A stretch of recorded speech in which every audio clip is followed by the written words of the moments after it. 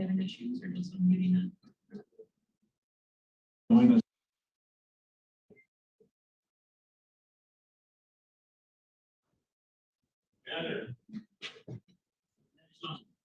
Say something.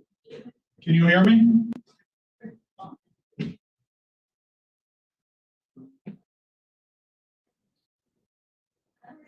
you hear me at the court?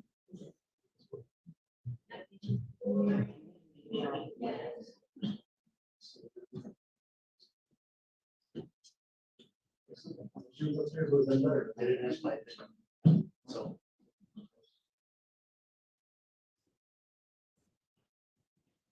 Still showing that their camera's off and it's muted, so. Hello? Down here and up there, so good. Oh. For the attorneys. So they don't want to sit there and talk to each other. What's that? Well, no, I was just thinking because you're gonna try and. Why don't we use the whole side? It'll bounce around too much. Oh, you need the camera for that.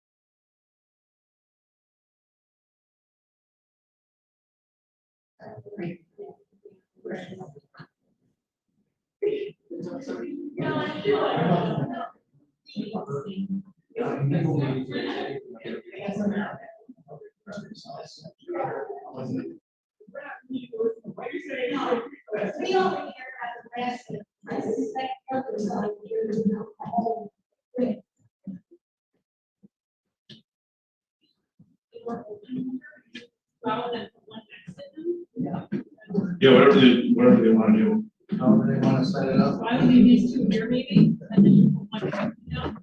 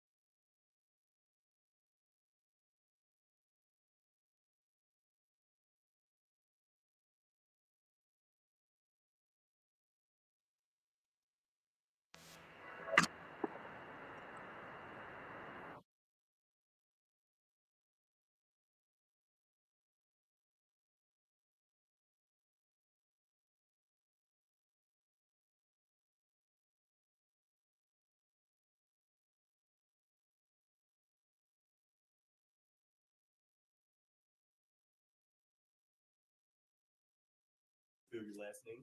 Sure, my name is Colin King. C is in Charlie, Olin, last name King, King. Thank you. Defend your witness. Thank you. Dr. King, I'll let you get situated. Let me know when you're ready.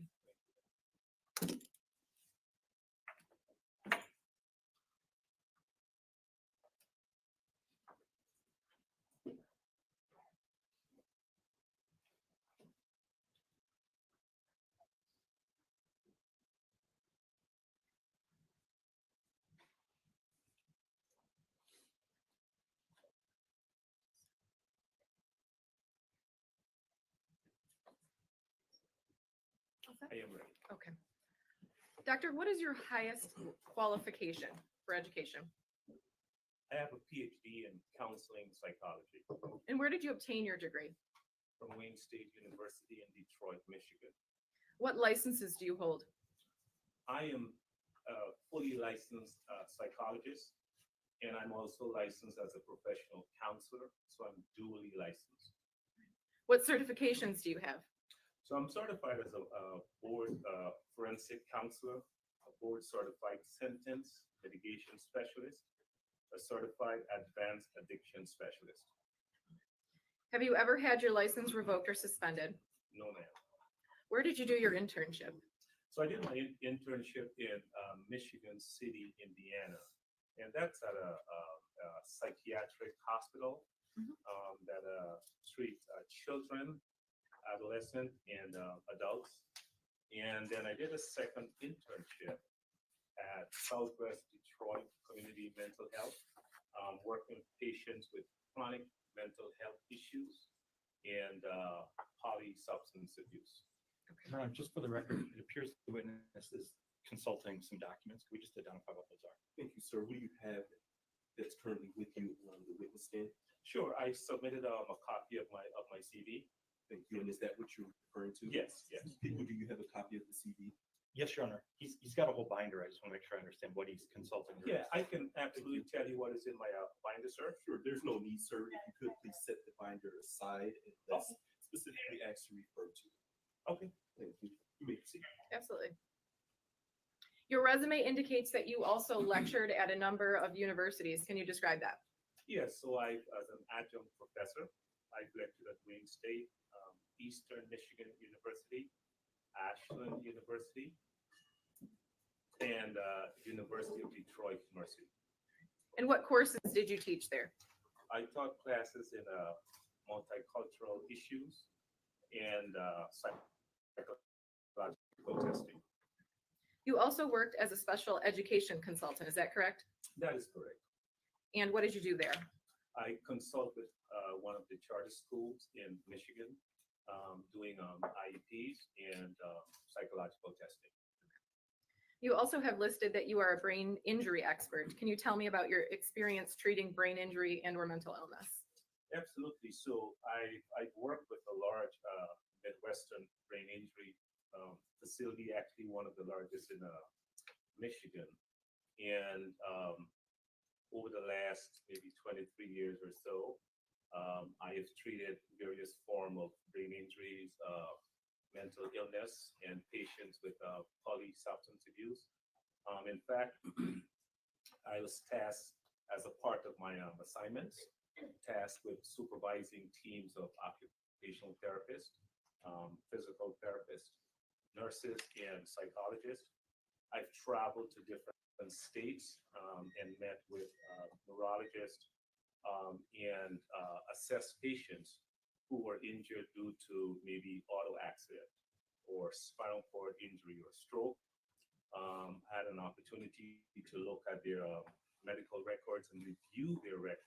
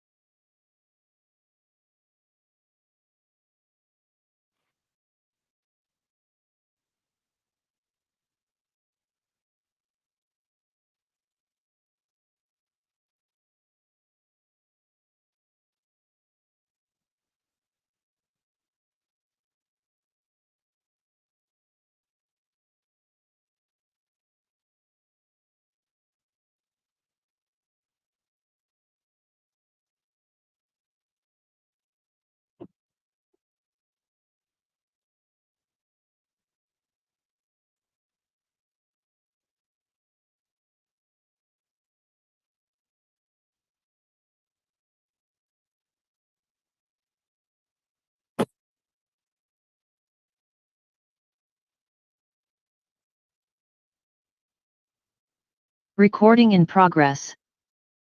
Your Honor, calling People versus Ethan Crumbley, case number 2022-279-506 FC. Thank you, and good morning, counsel. Appearances for the record. When you give your appearance, please indicate whether or not you consent to speak via Zoom this morning. Thank you, Judge Mark Keast. On behalf of the people do consent to this hearing being held via Zoom. Karen McDonald on behalf of the people. Paulette Michelle Lofton on behalf of Ethan Crumbley, who's sitting to my left. Amy Hopp on behalf of Ethan Crumbley. Deborah H. McKelvey on behalf of Ethan Crumbley. Thank you, and good morning to all counsel. Mr. Crumbley, are you okay with proceeding via Zoom this morning? Yes, sir. Thank you. With that, today's date and time is set for the court's decision on the Miller hearing that was conducted approximately a month ago. Before we get to the court's decision, we do need to address the Juvenile Justice and Delinquency Prevention Act. With that, any argument as it relates to defendant's placement at this time from the people? Thank you, Judge. We did file a memorandum of law. We do believe that the defendant is in the appropriate placement at this time. Thank you. Defense, anything to add? No, Your Honor, we have no objection to the current placement. Thank you. With that, the court does believe that it continues to be in the interest of justice to continue the defendant's placement at the Oakland County Jail. With that, the court has prepared a written opinion in order in this case. I will file the written opinion in order after I have read it this morning. Please note that I am not going to read all of my citations into the record. If you wish to see the court citations, it will be within the opinion in order. With that, this matter is before the court on the prosecution's motion seeking life without possibility of parole, filed on November 14th, 2022 for defendant Ethan Crumbley. The court notes that the prosecution's motion was filed timely pursuant to MCL 769.25(3).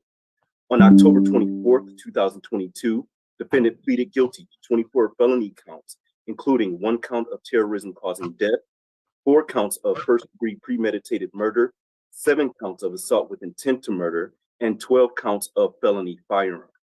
Defendant was 15 years old at the time of the offense. Therefore, the court is required to conduct a Miller hearing before determining whether to sentence defendant to life without parole or a term of years. The court conducted the Miller hearing, and this opinion in order follows. A basic precept of justice requires that requires that punishment must be proportionate to both the offense and the offender. In Miller, our United States Supreme Court struck down mandatory life without possibility of parole sentences when the offender was under 18 years old. The Supreme Court has long recognized that children are constitutionally different from adults for sentencing purposes. Sentencing a child to life without parole is excessive for all but the rare offender whose crime reflects irreparable corruption. Miller requires that before sentencing a juvenile to life without parole, the sentencing judge take into account how children are different and how those differences counsel against irrevocably sentencing them to lifetime in prison. The court recognized that a sentencer might encounter the rare juvenile offender who exhibits such irretrievable depravity that rehabilitation is impossible and life without parole is justified. But in light of a child's diminished culpability and heightened capacity for change, Miller made clear that the appropriate occasions for sentencing juveniles to the harshest possible penalty will be uncommon. In Jones versus Mississippi, the United States Supreme Court confirmed that Miller did not impose a formal fact-finding requirement and added that a finding of fact regarding a child's incorrigibility is not required. If the Miller or Montgomery court wanted to require sentencers to also make a factual finding of permanent incorrigibility, the court easily could have said so, and surely would have said so. The United States Supreme Court set forth the circumstances that a trial court should consider before concluding that it is appropriate to sentence a juvenile offender to die in prison. The circumstances that a trial court must consider are called the Miller factors. The Miller factors are: 1, the juvenile's chronological age and its hallmark features, among them immaturity, impetuosity, and failure to appreciate risk and consequences. 2, the juvenile's family and home environment from which he cannot usually extricate himself, no matter how brutal or dysfunctional. 3, the circumstances of the homicide offense, including the extent of his participation in the conduct and the way familial and peer pressures may have affected him. 4, the incompetencies of youth, which affect whether the juvenile might have been charged with and convicted of a lesser crime. For example, because the juvenile was unable to deal with law enforcement or prosecutors, or because the juvenile did not have the capacity to assist their attorney in their own defense. And 5, the juvenile's possibility of rehabilitation.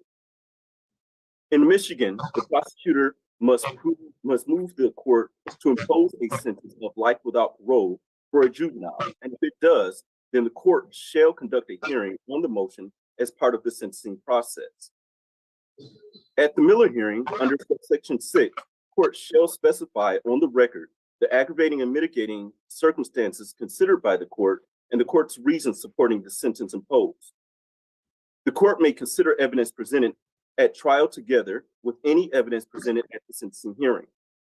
Each victim must be afforded the right to appear before the court and make an oral impact statement at any sentencing or resentencing of the defendant. The court notes that defendant has pleaded to terrorism causing death, which has approximately 2,000 or more victims.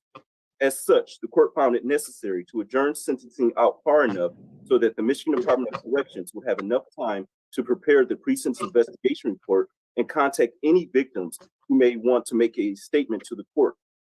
The court scheduled sentencing for December 8, 2023. At that time, the court will have a completed pre-sentence investigation report and will also hear from victims. The purpose of this opinion and order is to simply decide whether the prosecution has met its burden by clear and convincing evidence that life without parole is not disproportionate. If the court decides not to sentence an individual to imprisonment for life without parole eligibility, the court shall sentence the individual to a term of imprisonment for which the maximum term shall not be less than 60 years and the minimum term shall not be less than 25 years or more than 40 years. Miller's substantive holding is that life without parole is an excessive sentence for children whose crime reflect transient immaturity.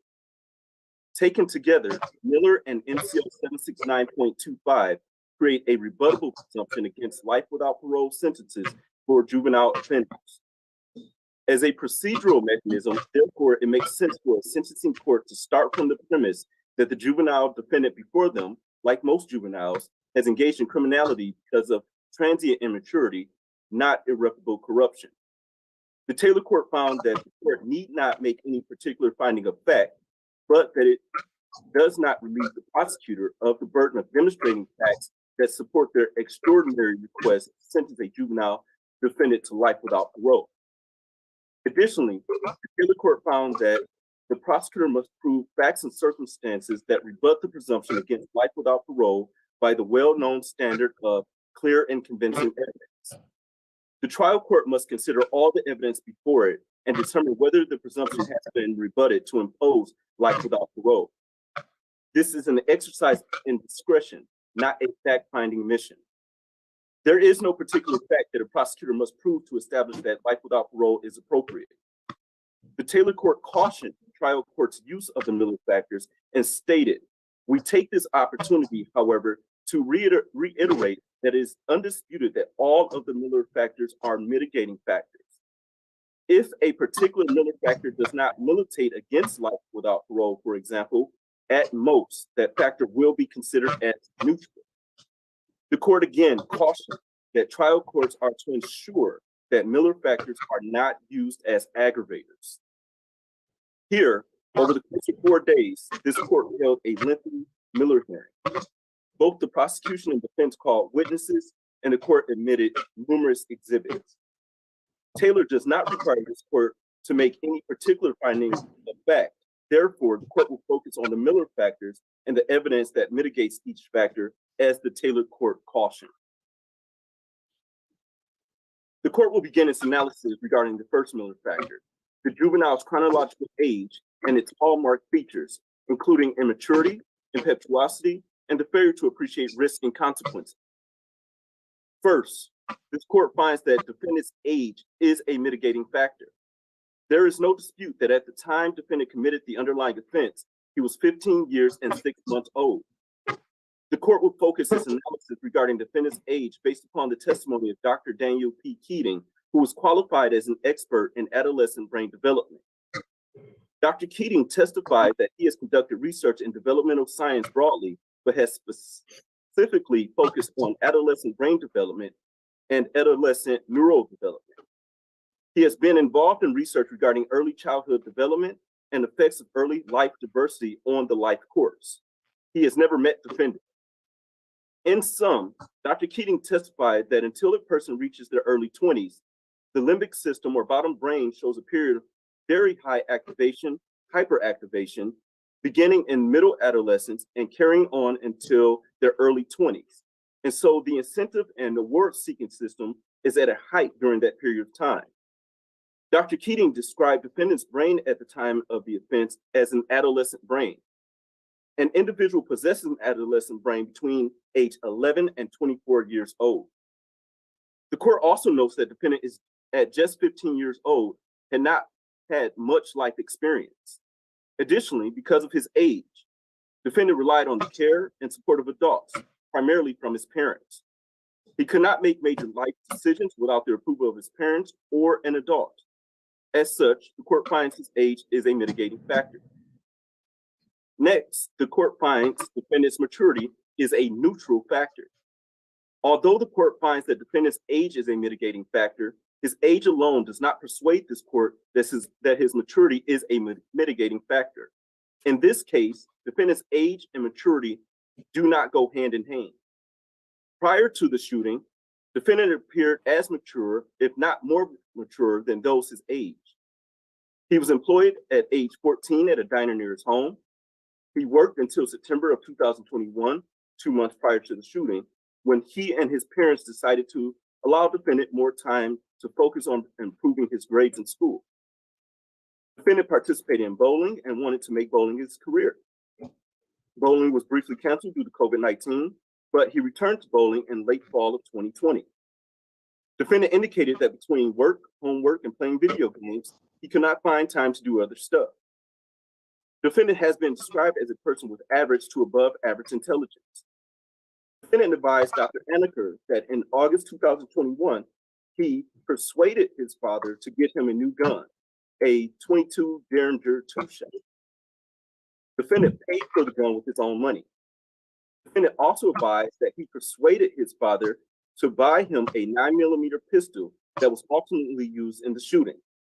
Defendant advised his father bought the gun with the defendant's money.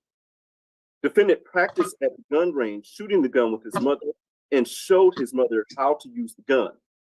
This does not illustrate the hallmark immaturity of a child. Further, defendant had mature thoughts regarding how society functions that do not align with immaturity. In defendant's journal, he discusses his view of the American school system. In part, defendant stated, "I'm already forced to wake up at 6:30, 5 days a week, and be bored out of my mind for 7 hours straight, and I'm not going to let some self-centered snowflake bitches tell me if I'm allowed to talk or whether I have to put my head down or not. It's straight up fucking retarded. And when I talk about this to people at school, they don't understand what I'm saying. But when I talk about this to an adult, they understand. It's basically like I found out the truth early, and I guess the people who work in the school don't like that and try to force school is life on me." Defendant reiterated same or similar feelings in a video he recorded the night before the shooting. In the video, he weighed his future employment prospects, including joining the military. He even weighed the pros and cons of joining the military. The court finds that defendant is mature. He can weigh the pros and cons of future employment, how he would live his life, and whether he would be happy in any career.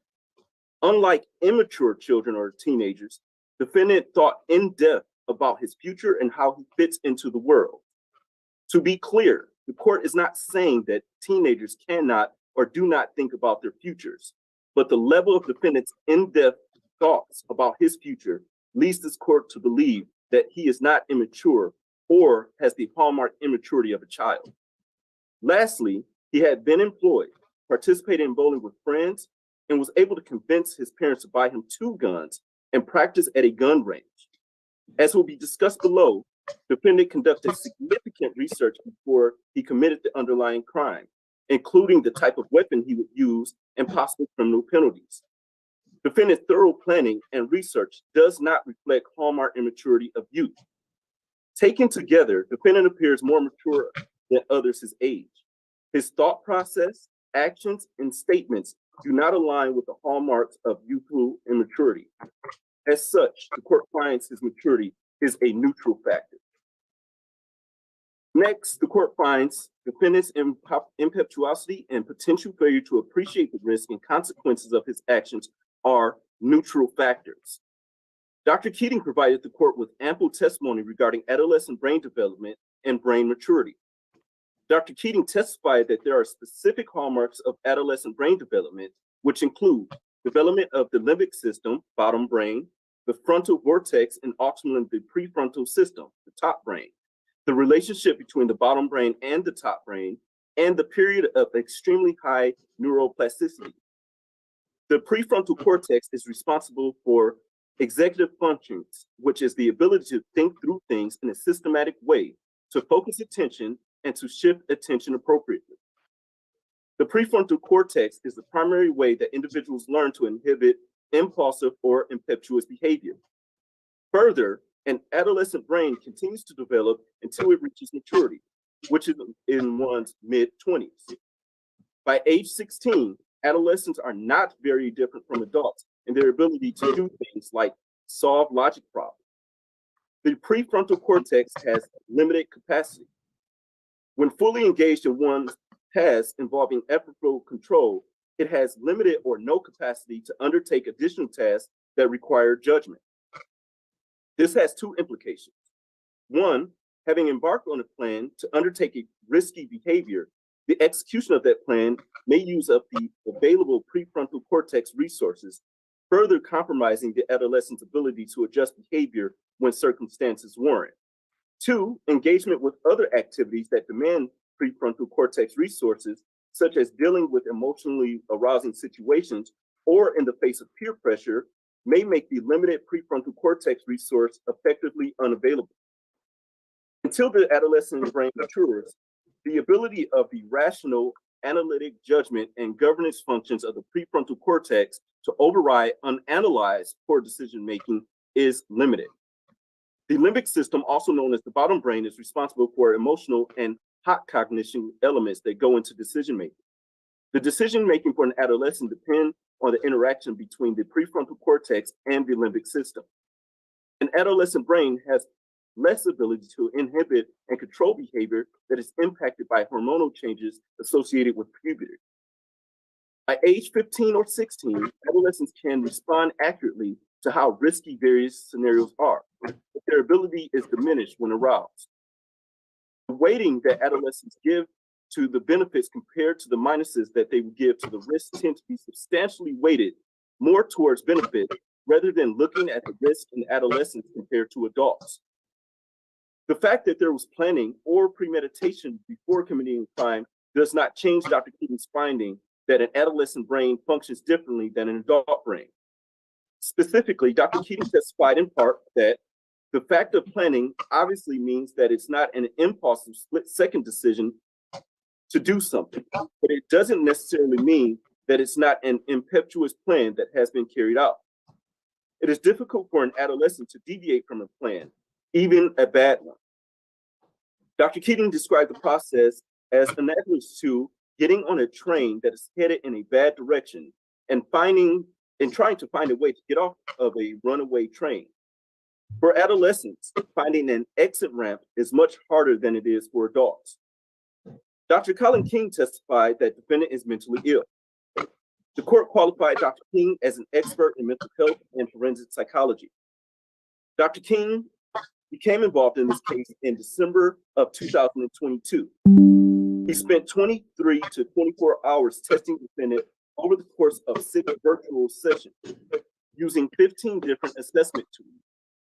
Additionally, he reviewed a litany of records, including police reports, defendant's schoolwork, defendant's text messages, between the dates April 5th, 2021 through April 7th, 2021, Oakland County Sheriff's statement from 2 students, videos of the shooting, the bird video, and defendant's and defendant's manifesto. Having reviewed the records, Dr. King concluded that a review of defendant's text messages months preceding his arrest and charges indicates that he was experiencing severe paranoia, delusions, and hallucinations. Dr. King noted that defendant meets the criteria for the following disorders: major depressive disorder, severe with psychotic features, generalized anxiety disorder, and obsessive compulsive disorder. In contrast, Dr. Lisa Anaker testified that at the time of the offense, defendant did not meet the statutory definition of mentally ill. The court qualified Dr. Anaker as an expert in forensic psychiatry. Dr. Anaker's understanding of Michigan definition of mental illness is that it is a substantial disorder of thought or mood that significantly impairs a person's judgment, behavior, capacity to recognize reality, or ability to cope with ordinary demands of life. On March 15, 2022, Dr. Anaker evaluated defendant relative to his criminal responsibility. The evaluation lasted approximately 5 hours. Prior to interviewing and evaluating defendant, Dr. Anaker consulted with defense counsel and the prosecution, reviewed police reports, Federal Bureau of Investigation interviews, U.S. Department of Justice reports, defendant's written or drawn material, videos, and a host of other information as outlined in pages 1 through 6 of her written report. Defendant advised Dr. Anaker that he had never been formally involved in mental health treatment prior to the alleged offense. Prior to the offense, defendant described having low mood, lack of motivation, low energy, occasional anhedonia, which is the inability to feel pleasure, suicidal thoughts, and a suicide attempt in October of 2021, and decreased appetite. Additionally, he described hearing both external and internal voices and had frequent hallucinations. Nevertheless, Dr. Anaker noted that a person can have anxiety or depression and can see a therapist, and they might not meet the criteria for statutorily defined mental illness because it does not rise to the threshold of a substantial disorder of thought or mood. Dr. Anaker disagreed with Dr. King's diagnosis of major depressive disorder severe with psychotic features because Dr. King relied heavily on subjective data instead of objective data.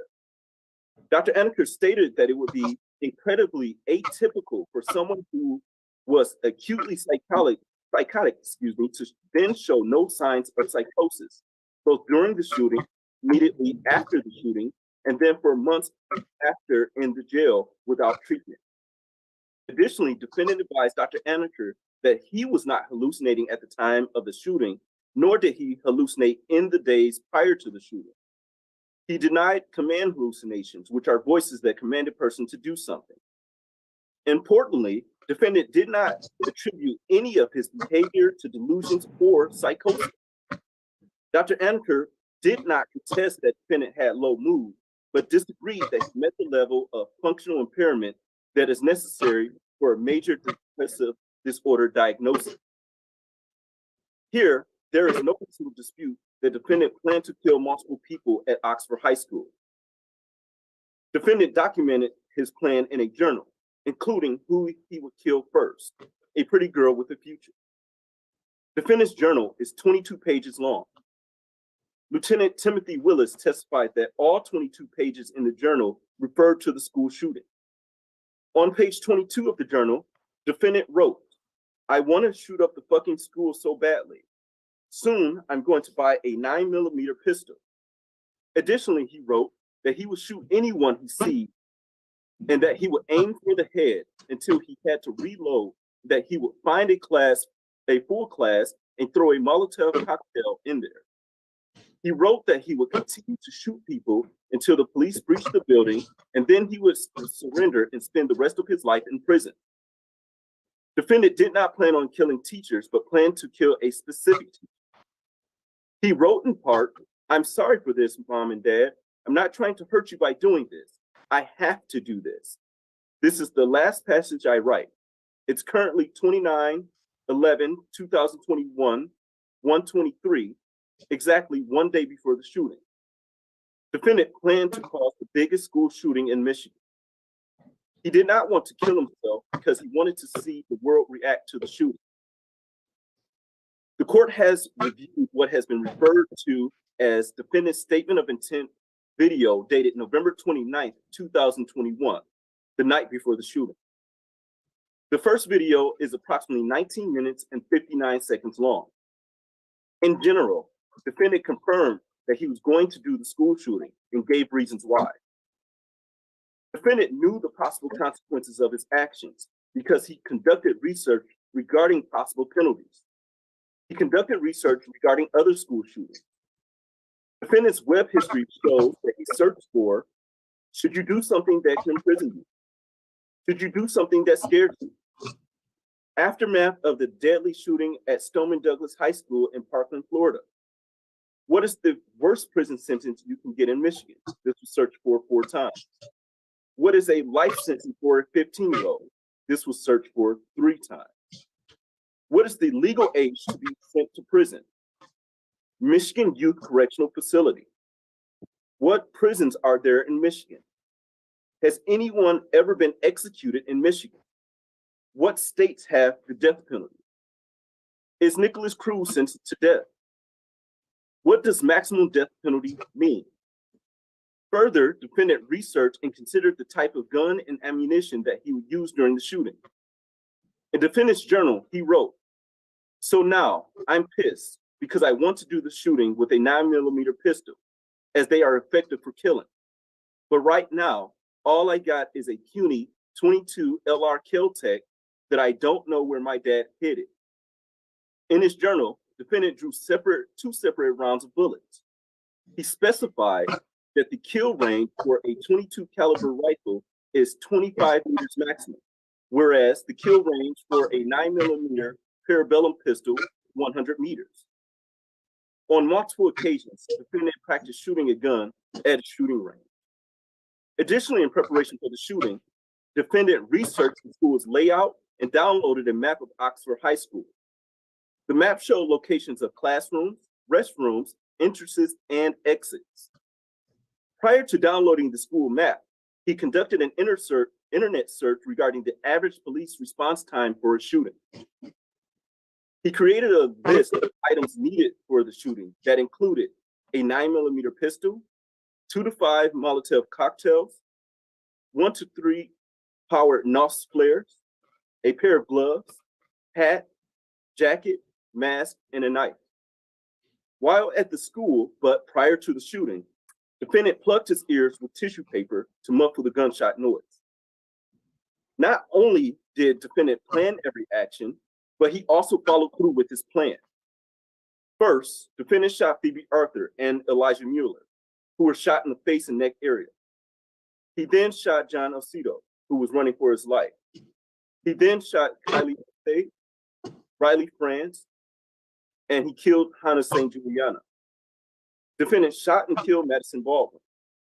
He shot Tate Muir in the back of the head from approximately 100 feet away, killing him. He walked past an occupied classroom, turned around, and fired several shots into an office, shooting Molly Darnell. Aiden Watson was shot as he was running for his life. Defendant killed Justice Killing in the restroom. All in all, defendant killed 4 people and injured 7 others. Again, this court finds impetuosity and potential failure to appreciate the risks and consequences of his actions are neutral factors. The court cannot find impetuosity mitigating here based upon defendant's significant plan to conduct the school shooting. The court notes that defendant may have had a mental illness, but that does not persuade the court that this factor is mitigated. As outlined, he researched the weapon he would use, he downloaded a map of the high school, he put tissue in his ears to protect himself prior to the shooting, and he methodically shot and killed several individuals with precision after having practiced at a gun range. This is not a case where the defendant had no time to think about what he was going to do. He had several opportunities to not conduct a school shooting, but he went through with it anyway. Additionally, he had several opportunities to stop the school shooting during the incident, but he did not. After shooting the first person, he was not deterred from shooting others. The defendant's decision to conduct the school shooting was not an impulsive or impetuous decision. It was a thoroughly thoughtful one. Next, he appreciated the risks and consequences of his actions. How can this court possibly find mitigating that defendant did not appreciate the risks and consequences of his actions, where defendant said he would spend the rest of his life in prison and even wrote about it and conducted significant research regarding a potential prison sentence? Defendant wrote in his journal, "I'm probably going to spend the rest of my life in prison. I hope I can talk to someone though, so I don't take my anger out on the other prisoners." As outlined above, he conducted significant research regarding possible criminal penalties. In one internet search, he specifically searched, what is a life sentence for a 15-year-old on 3 different occasions? And what is the worst prison sentence you can get in Michigan on 4 different occasions, albeit the searches were conducted on the same day? Presumably, the defendant would have received a response to his internet search that would have advised him of the possible penalties. He even researched Michigan prisons. Additionally, he researched other school shooters and their sentences. He knew the full outcome of his actions and appreciated the consequences. Dr. Keating testified that an adolescent's ability to override unanalyzed poor decision-making is limited. But here, defendant analyzed every action that he would take. Defendant certainly analyzed his poor decision to conduct the school shooting, so his ability to override the best decision should not have been limited. In sum, impetuosity and potential failure to appreciate the risks and consequences of his actions are neutral factors. Next, the court finds that the juvenile's family and home environment, from which he cannot usually extricate himself, no matter how brutal or dysfunctional, are mitigating factors. There is no question that defendant's home environment was not ideal. Prior to the offense, defendant was a resident of Oxford, Michigan.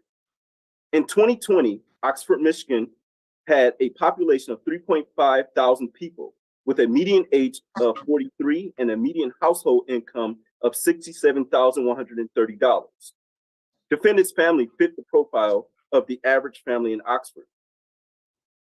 The court reviewed defendant's admitted Exhibit B, which is Dr. Jillian Peterson's report from the Violence Project. Dr. Peterson is the co-founder and co-president of the Violence Project Research, which is known for its public database of mass shooters in the United States. Dr. Peterson outlined in her report that witnesses will testify about defendant's early childhood growing up in Washington State. Multiple neighbors heard yelling, screaming, smacking, and crying coming from inside the Crumbley's various residences on multiple occasions. Neighbors thought there was domestic violence happening, complained to management, and even called the police. Friends and neighbors witnessed defendant punished violently by James and Jennifer Crumbley.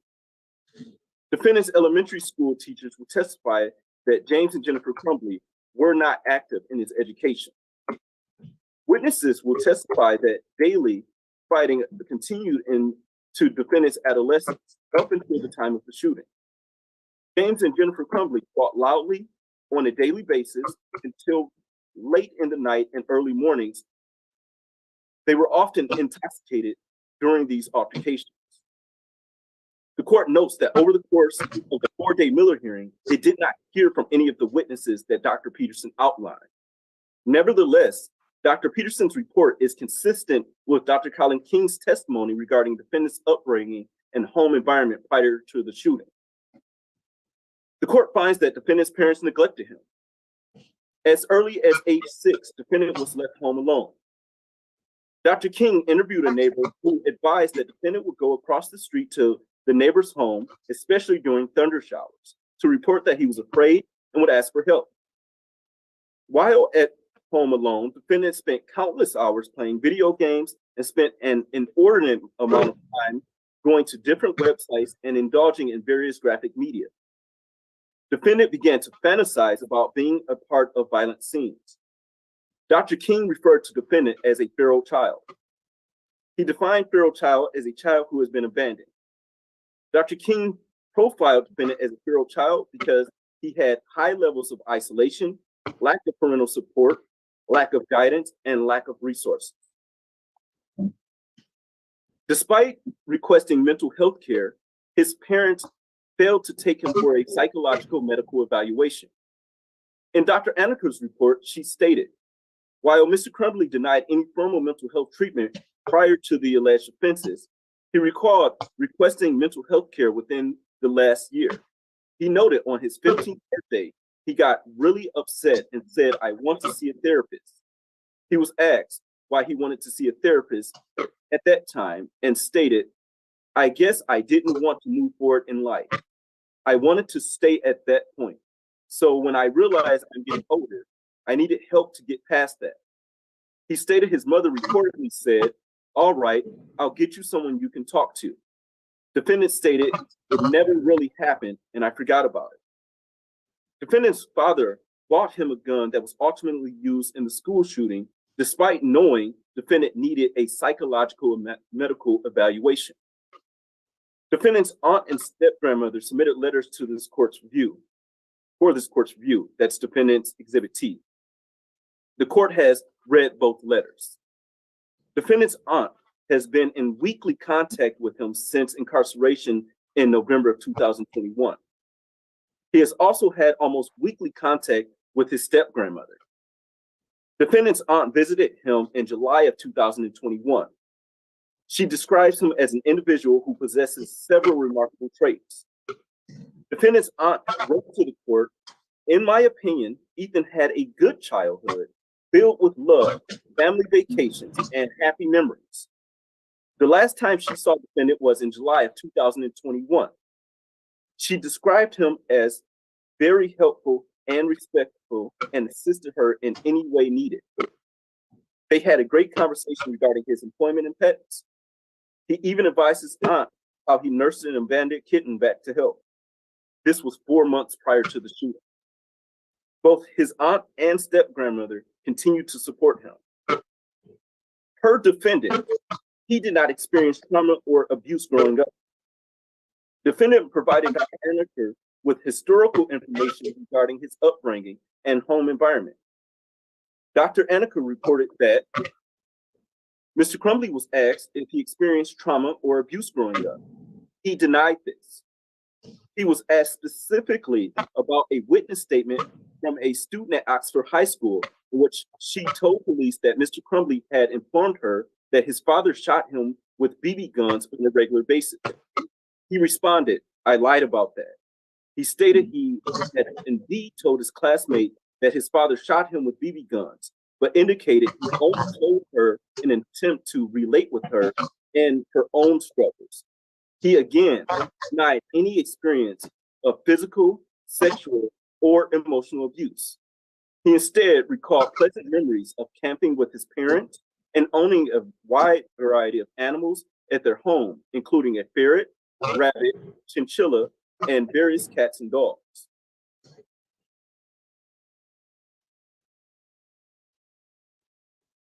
There is conflicting evidence regarding the defendant's home environment. Therefore, the court places little to moderate weight on this factor. For example, defendant reports that his childhood was good, but Dr. King referred to defendant as a feral child. Dr. King reported that defendant's physical abuse was debatable, but defendant denied any history of physical abuse. Dr. King reported that defendant suffered from trauma, but the defendant denied any history of trauma. Dr. King reported that defendant suffered emotional abuse, but defendant denied any history of emotional abuse.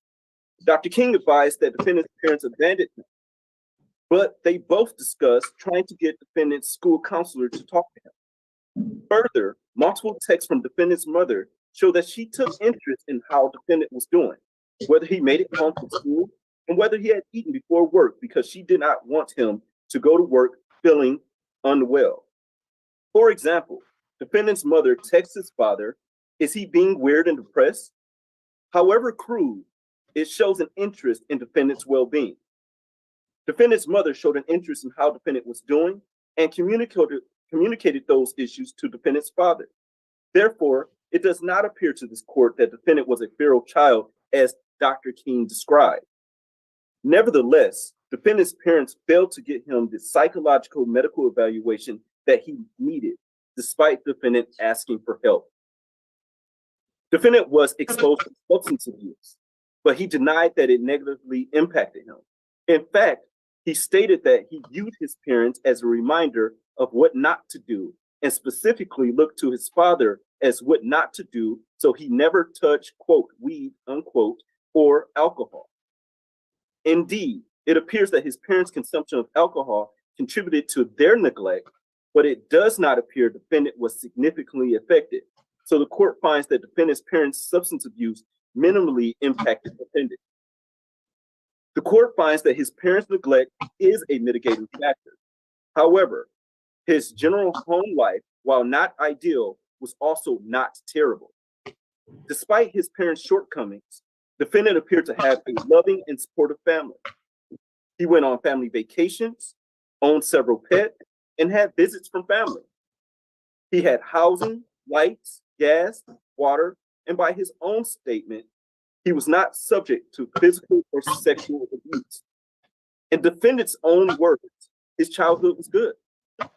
In sum, the court finds that defendant's parents frequently left him alone since an early age, that his parents frequently used alcohol and argued in front of defendant, that his parents failed to take his mental health seriously, and that his father bought him a gun that he used in the school shooting. Taken together, defendant's family and home environments are mitigating factors. The court finds the circumstances of the homicide offense are neutral factors. There is no doubt that defendant committed a premeditated heinous crime. There is no need to be repetitive. The facts speak for themselves. Nevertheless, the court finds that defendant was the sole participant in the underlying crime. This was not an impulsive decision, nor was he peer pressured into committing the crime. He methodically walked through the school, picking and choosing who was going to die. He wanted to kill the innocent. The court finds this factor neutral. Next, the court finds that the incompetencies of youth, which affect whether the juvenile might have been charged with and convicted of a lesser crime, whether the juvenile was unable to deal with law enforcement or prosecutors, or whether the juvenile did not have the capacity to assist their attorney in their own defense, is a neutral factor. The court notes that defendant filed an insanity defense and subsequently withdrew the defense. Defendant has never been referred for competency. The court appointed 3 attorneys to assist defendant, which includes a legal guardian ad litem. The court appointed a legal guardian ad litem because defendant's parents are incarcerated at the Oakland County Jail. He has had more than adequate legal representation. Defendant can consult with his attorneys. He understands the charges against him, and he has had factual understanding of the charges. In fact, he participated in his own defense and submitted to numerous evaluations and interviews from defense experts. Dr. King categorized defendant as a highly intelligent person. Defendant, in consultation with his attorneys and legal guardian ad litem, pleaded guilty as charged to all counts within the general information. There is no evidence on the record that defendant's youthfulness caused him to be charged with higher crimes versus lesser crimes, nor is there any evidence that he does not have the capacity to assist his attorneys in his own defense. Based upon his careful planning, maturity, and intelligence at the time of the offense, there is no evidence that the defendant would have dealt with police or prosecution any differently if he was an adult. In fact, defendant specifically planned how he would deal with the police at the time of the shooting, surrender, and allow police to take him into custody. As such, the court finds this factor is neutral. Lastly, the court finds the juvenile's possibility of rehabilitation is a neutral factor. According to both the prosecution and defense, This case poses an issue of first impression in the United States because it involves the court weighing the Miller factors prior to sentencing and not on resentencing for a minor who's 15 years old at the time of the offense. Normally, in determining a juvenile's possibility of rehabilitation, the court has prison records or other records to rely on because the individual is before the court on resentencing for crimes in which they received life without parole sentences while minors. They are also known as juvenile lifers. Currently, defendant is 17 years of age and has been incarcerated since November of 2021. Therefore, the court has limited information regarding defendant's possibility of rehabilitation.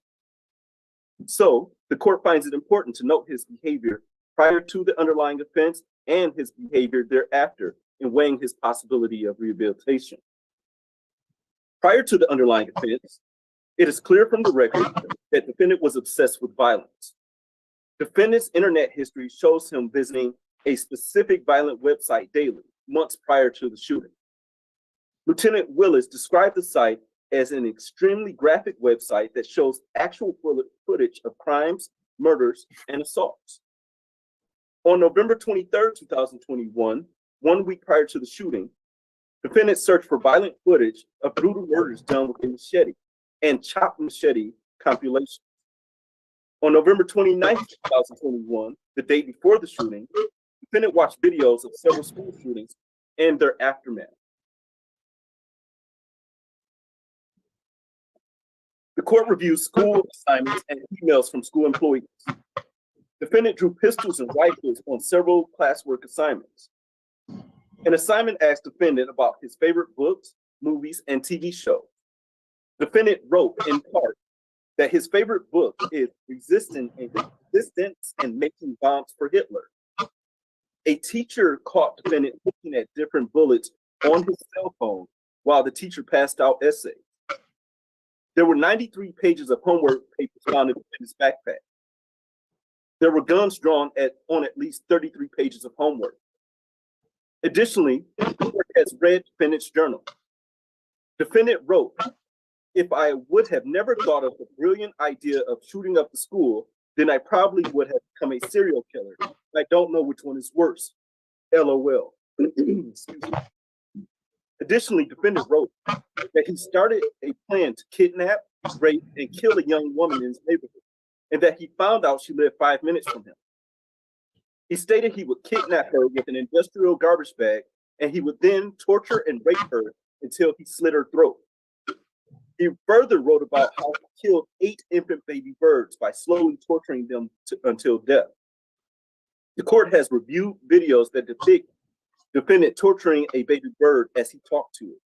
He slowly killed the baby bird. In May of 2021, defendant texted his friend B about torturing baby birds. B advised defendant that most psychopaths start with small animals and eventually get bored with killing small animals and move on to killing bigger animals and then people. Defendant responded, "Yes, sir." It is important to note that defendant stated to B that most serial killers get their damage from their family or accidents, but I have no trauma from my past. I was just born this way. When Dr. Anker asked him what thoughts or feelings arose when he tortured baby birds, the defendant responded, "It's like a feeling between good and pleasurable. A relief feeling, feeling empowered. I don't know, it just felt good." There's other disturbing evidence, but it's clear to this court that defendant had an obsession with violence before the shooting. As stated, the court also finds it appropriate to note defendant's post-arrest behavior in determining his possibility of rehabilitation. Since the defendant's incarceration at the jail, he has attempted to obtain his GED. The court has read the report of defendant's legal guardian ad litem, Ms. McKelvey. Defendant passed all practice GED tests, including the math portion, with which he had struggled. Defendant was unable to take the GED test due to the inability to find a proctor approved to enter the jail. Per Ms. McKelvey, she believes if defendant had the opportunity to take the test, he would have passed. While at the jail, defendant has had several misconducts. On January 23rd, 2023, Defendant was investigated for an incident where the juvenile next to his cell was able to use the GED tablet to post a video on Instagram from his cell. Defendant told deputies that he was the person who hacked into the protected password on the tablet, and that he also told the other juvenile inmate how to hack the tablet. Defendant advised deputies that he had hacked the tablet to play video games and read articles online regarding his case. This was not entirely true. Law enforcement was able to recover the tablet's deleted internet search history. Deleted search history shows that the defendant searched the same violent website he searched prior to the shooting to watch violent videos of the police, work accidents, and a prisoner killed during a fight in a cell. On February 10th, 2023, defendant received his first violation for allowing another inmate to use his phone pen and allowing the other inmate access to defendant's phone credits and account. On the same day, jail staff observed defendant using a thin rope to wiggle a sugar packet to another juvenile inmate in a cell next to his. Defendant refused a deputy's order to give him the rope and instead flushed it down the toilet. In the jail, rope is considered dangerous contraband. On February 11, 2023, defendant received a Category 1 violation for making contraband dice and a gaming board out of toilet paper and a cardboard box lid. Defendant received a fourth violation for failing to follow deputies' orders to remove trash bags on his windowsill. The deputies removed the trash bags and placed them on the floor, but defendant put them back up. The jail has also cited defendant for 3 additional rule violations that occurred on May 23, 2023, which included 2 violations of the jail's health and safety rules violation and 1 violation for destruction of jail property. The health and safety violations were for defendant's failure to keep his room clean and sanitary, whereas the destruction of jail property violation was because defendant removed a screw from the toilet seat in his cell. In sum, defendant's expert in corrections, Dr. Romanowski, noted that defendant has demonstrated moderate difficulty adjusting to incarceration at the county jail. Dr. Romanowski, when asked about his opinion regarding defendant's potential for rehabilitation, stated, "I've had very limited information, basically defendant's records in jail. But honestly, I think everybody has a potential for change. And I think Mr. Crumbley would be no exception to that rule. But I think he has to make that choice. He has to be the one to say, I want the change." Additionally, Dr. King testified that he believes defendant can be rehabilitated. In support of his opinion, Dr. King referred to working in the field of brain injury for 25 years and his treatment of people with mental health. He further referred to neuroplasticity, which is the ability of the brain to create new pathways. Dr. King indicated that defendant's brain is still maturing and his brain may not reach full maturity for another 10 years. The court finds that the evidence at this point shows that defendant's possibility of rehabilitation is slim. Defendant continues to be obsessed with violence and could not stop his obsession even while incarcerated at the jail. His obsession with violence is in part what caused defendant to commit the underlying offense. If defendant continues to be obsessed with violence in the jail, how can there be a possibility of rehabilitation? He continued the same type of behavior that he exhibited pre-incarceration. Although defendant may have received his GED if he could have taken the test, that alone does not show a possibility of rehabilitation. As defendant's own expert stated, defendant has to be the one who wants to change if he is to be rehabilitated. The evidence does not demonstrate to this court that he wants to change. Further, the court notes and considered Dr. King's testimony regarding rehabilitation. Dr. King testified that defendant's brain has not reached full maturity and therefore a defendant can be rehabilitated. The court gives this conclusion little weight because it only focuses on defendant's brain maturing. It does not appear to consider other factors such as how will prison affect defendant's rehabilitation, or defendant's family support or lack thereof, or if defendant even wants to be rehabilitated. In short, the court cannot find that there is a possibility that defendant can be rehabilitated based solely on his brain maturing. Daily, there are people who have mature brains that commit heinous crimes and show no signs of rehabilitation or possibility of rehabilitation. The court finds defendant's possibility of rehabilitation is a neutral factor. In conclusion, the court finds that defendant's age and home and family environment are mitigating factors. The court finds the remaining factors neutral. This crime is not the result of impetuosity or recklessness, nor does the crime reflect the hallmarks of youth. Defendant carefully and meticulously planned and carried out the shooting.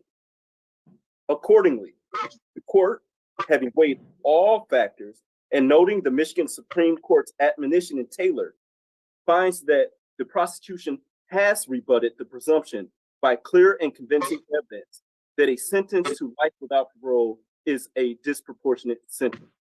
As such, this case will proceed to sentencing on December 8th, 2023. That is the order of the court.